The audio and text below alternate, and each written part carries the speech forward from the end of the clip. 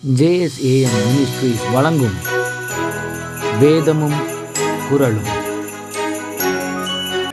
இன்றைய வேதவசனம். இயேசு தெய்வம் இப்படியாய் சொன்னார், கலப்பையின் மேல் தன் கையை வைத்து பின்னிட்டு பார்க்கிற எவனும் தேவனுடைய ராஜ்யத்துக்கு தகுதி உள்ளவன் அல்ல.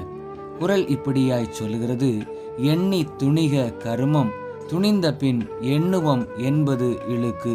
இதனுடைய விளக்கம் என்னவெனில், நன்றாக சிந்தித்த பிறகே செயலில் இறங்க வேண்டும். இறங்கிய பிறகு சிந்திக்கலாம் என்பது தவறு.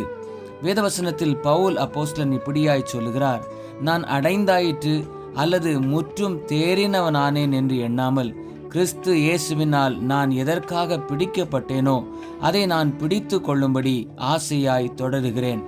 சிந்தனைக்கு, பின்னானவைகளை மறந்து முன்னானவைகளை நாடி கிறிஸ்து இயேசுவுக்குள் தேவன் அழைத்த பரம அழைப்பின் பந்தய பொருளுக்காக இலக்கை நோக்கி தொடருகிறேன். ஆகையால் நம்மில் தேறினவர்கள் யாவரும் இந்த சிந்தனையாய் இருக்க கடவோம். ஜெபிப்போம். அன்பின் பரலோக பிதாவே, இந்த நாளுக்காக உமக்கு நன்றி.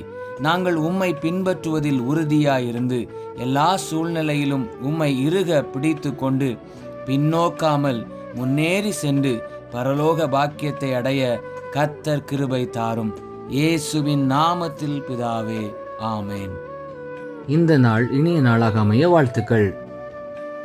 கர்த்தர் உங்களை ஆசீர்வதிப்பாராக. ஆமேன்.